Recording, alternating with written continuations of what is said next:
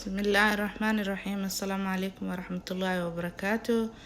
أصحابتا سودا وهذا ما شاء الله ما أنتو حايدين وذا مرق عجيبة ورمضان تقول أحسن ما شاء الله.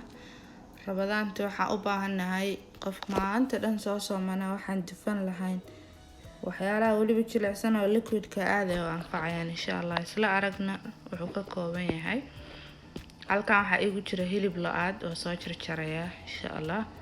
Waa jarjaray digsigii baa ku soo riday. Waxaa ku shubayaa laba koob oo waaweyn oo biyo ah insha Allah.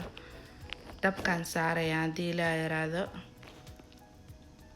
Waa kana xawaajiyadiisii oo ku dardaray iyo basal yar iyo waxaas oo dhan oo ku daray maasha Allah. Wax allaale waxa rabtida aad ku darsanaysaa.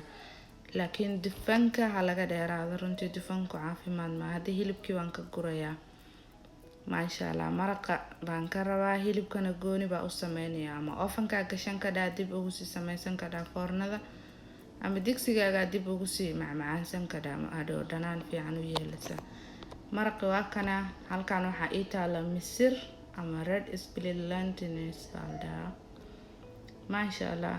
Misirtan maraqay kala gedsan laga sameystaa aad u fiican tahay ana caafimaad ma sha Allah.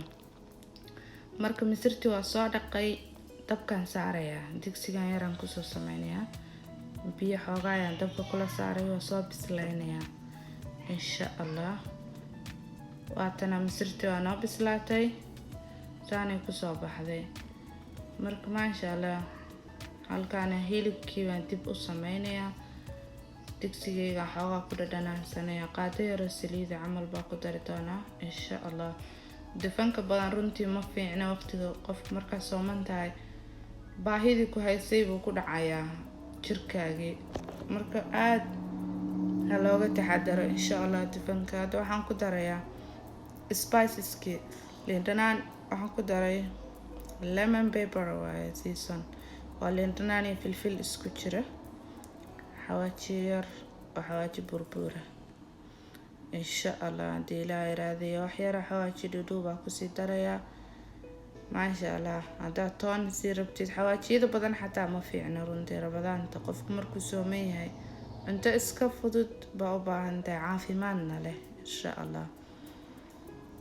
واسكو لاقيا إن شاء الله وحير باسكو هورين دونها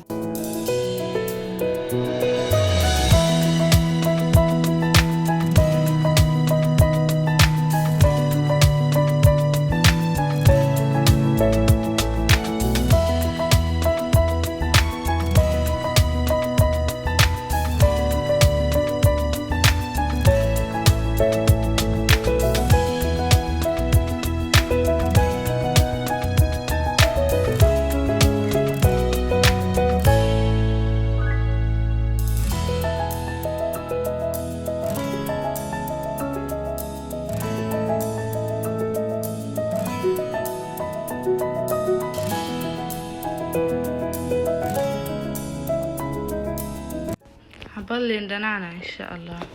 أبدا لندنان تأكل دريا درب إنما كتوجنيا وحقيقة لسه ما شاء الله ددن في عنا